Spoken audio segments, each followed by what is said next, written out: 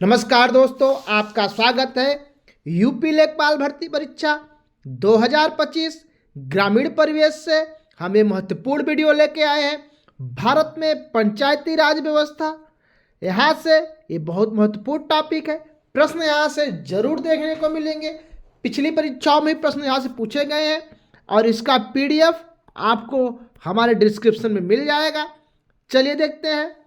पंचायती राज भारत में ग्रामीण प्रशासन की एक प्रणाली है जिसका उद्देश्य स्थानीय स्तर पर लोकतांत्रिक शासन को सुदृढ़ करना और समुदाय को सक्रिय भागीदारी सुनिश्चित कराना। यह व्यवस्था स्थानीय प्रशासन के विकेंद्रीकरण के सिद्धांत पर आधारित है। जो यह व्यवस्था है वह स्थानीय प्रशासन के लोकतांत्रिक विकेंद्रीकरण के सिद्धांत, मतलब कोई भी शक्ति एक जगह न रहे, वो हमें लोकतांत्र मतलब ग्रामीण स्तर ऊपर से लेके नीचे तक के सभी स्तर तक उसका केंद्रीकरण ना हो, उसका विकेंद्रीकरण यानी ऊपर से लेकर नीचे तक सभी शक्तियों का हस्तांतरण हो। इसी के लिए पंचायती राज व्यवस्था भारत के ग्रामीण प्रशासन के लिए लागू की गई। चलिए देखते हैं इसकी पृष्ठभूमि क्या है। 1949 में भारतीय संविधान के निर्माण के दौरान महात्मा गांधी ने ग्रामीण स्वशासन को लोकतंत्र का आधार बताया।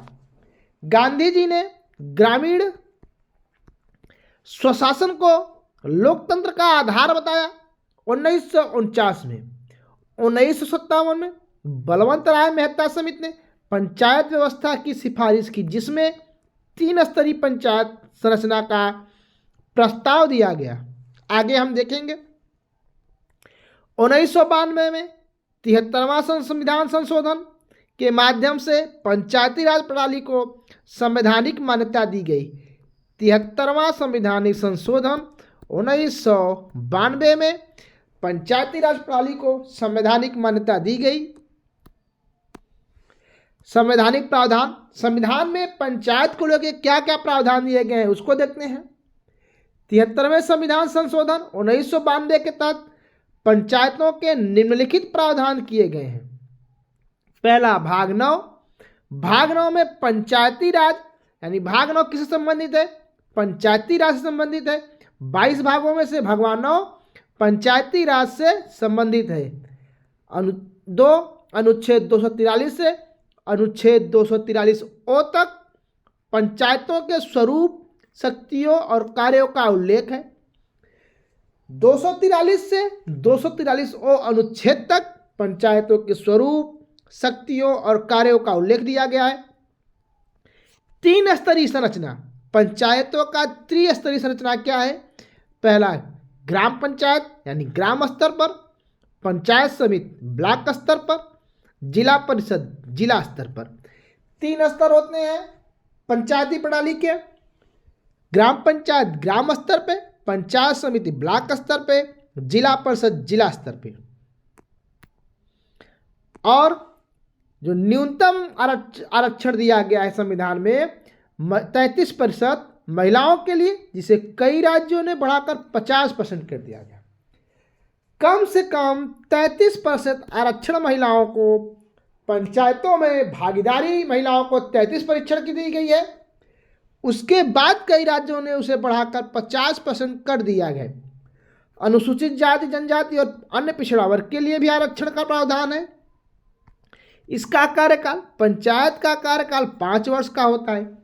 जो पंचायत का कार्यकाल होता है 5 वर्ष का होता है। पंचायती राज की संरचना, अब ये जो त्रिस्तरीय संरचना है हम उसको समझते हैं। ग्राम पंचायत जो ग्राम स्तर पे, ये क्या है? ये ग्राम सभा यानी गांव के सभी मतदाता शामिल होते हैं। ग्रामीण स्तर पे, ग्राम सभा स्तर पे गांव के सभी मतदाता शामिल होते हैं। ग्राम प्रधान ग्राम पंचायत का प्रमुख होता है। ग्राम प्रधान ग्राम पंचायत का प्रमुख होता है। इसके कार्य क्या है? ग्रामीण विकास, शिक्षा, स्वास्थ्य, सफाई आदि। जो ग्राम पंचायत स्तर पे जो है उसका कार्य क्या है? ग्रामीण का विकास, शिक्षा, स्वास्थ्य, सफाई, अन्य कार्य जो सामाजिक स्तर पर ग्रामीण स्तर पे होते हैं वो कार्य होते हैं। दूसरा पंचायत समिति ब्लॉक स्तर पे, इसमें कई ग्राम पंचायतें सम्मिलित होती हैं, ब्लॉक स्तर पर प्रशासनिक कार्यों का संचालन करती हैं, जैसे बीडीसी और ब्लॉक प्रमुख। ब्लॉक प्रमुख इसका मुखिया होता है, बीडीसी इसके सदस्य होते हैं। पंचायत स्तर पर ब्लॉक स्तर, जिसको पंचायत समिति बोलते हैं, इसमें कई ग्राम पंचायतें सम्मिलित होती हैं, कई, और उसका एक जो प्रमुख होता है जिसको ब्लॉक प्रमुख बोला जाता है, ब्लॉक स्तर पर प्रशासनिक कार्यों का संचालन करती हैं। तीसरा क्या है त्रिस्तरीय पंचायत में? जिला परिषद, जो जिला स्तर पर होता है, जिले की सभी पंचायत समितियों का समन्वय करती है, जिले के समग्र विकास के लिए योजना बनाती है। जो जिला परिषद है वो जिले के सभी पंचायत समितियों का समन्वय करती है, जिले के समग्र विकास के लिए योजनाएं बनाती हैं, जैसे जिला पंचायत सदस्य, जिला पंचायत सदस्य इसके सदस्य होते हैं जो निर्वाचित होकर आते हैं प्रत्यक्ष रूप से, इनका निर्वाचन प्रत्यक्ष रूप से होता है। और जिला पंचायत अध्यक्ष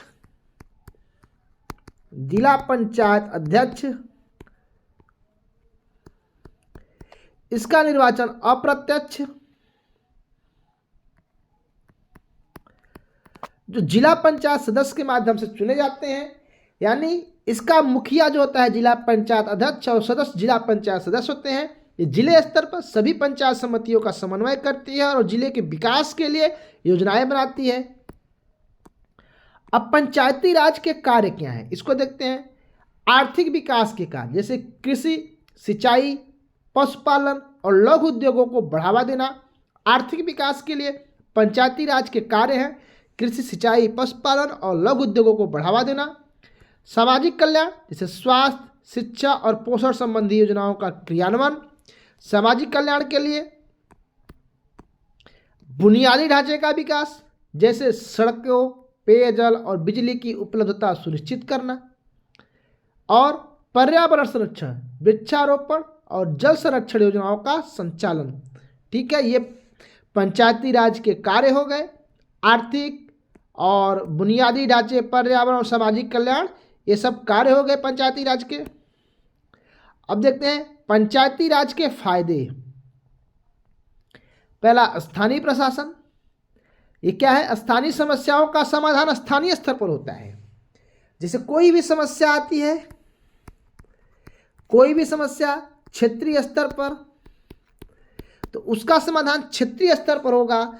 ठीक है। लोकतांत्रिक भागीदारी, जनता की सीधी भागीदारी। यहाँ जनता निश्चित रूप से सीधी रूप से अपने प्रतिनिधि से जुड़ती है, चाहे ग्राम प्रधान हो, चाहे बीडीसी हो, चाहे ब्लॉक प्रमुख, वहाँ पे, और उसकी सीधी भागीदारी होती है। यहाँ पे विकेंद्रीकरण, यानी शक्तियों का हस्तांतरण शक्तियों का होता है। कोई भी शक्ति का केंद्रीकरण, चाहे वो एक जगह इकट्ठा न होके पूरी शक्तियों का बंटवारा हो जाता है, और कोई भी शक्ति या कोई भी हिस्सा या कोई भी विकास के कार्य एक जगह इकट्ठा न होके समग्र रूप से पूरे क्षेत्र के लिए बराबर होते हैं। यही है शक्तियों का हस्तांतरण। महिला सशक्तिकरण, पंचायतों में महिलाओं के लिए आरक्षण 33% न्यूनतम आरक्षण है, महिलाओं के लिए संविधान में भी दिया गया है। अब इसकी चुनौतियां क्या क्या है? जैसे वित्तीय संकट, पंचायतों को आर्थिक रूप से आत्मनिर्भर बनाने की आवश्यकता है। पंचायतों को आर्थिक रूप से आत्मनिर्भर बनाने की आवश्यकता है। प्रशासनिक अड़चनें, अधिकारियों और निर्वाचित प्रतिनिधियों के बीच समन्वय की कमी। राजनीतिक हस्तक्षेप, विकास कार्यों में बाधा। जो प्रशासनिक अड़चनें हैं वो अधिकारियों और निर्वाचित प्रतिनिधियों के बीच समन्वय की कमी। और तीसरा क्या है? राजनीतिक हस्तक्षेप, विकास कार्यों में बाधा।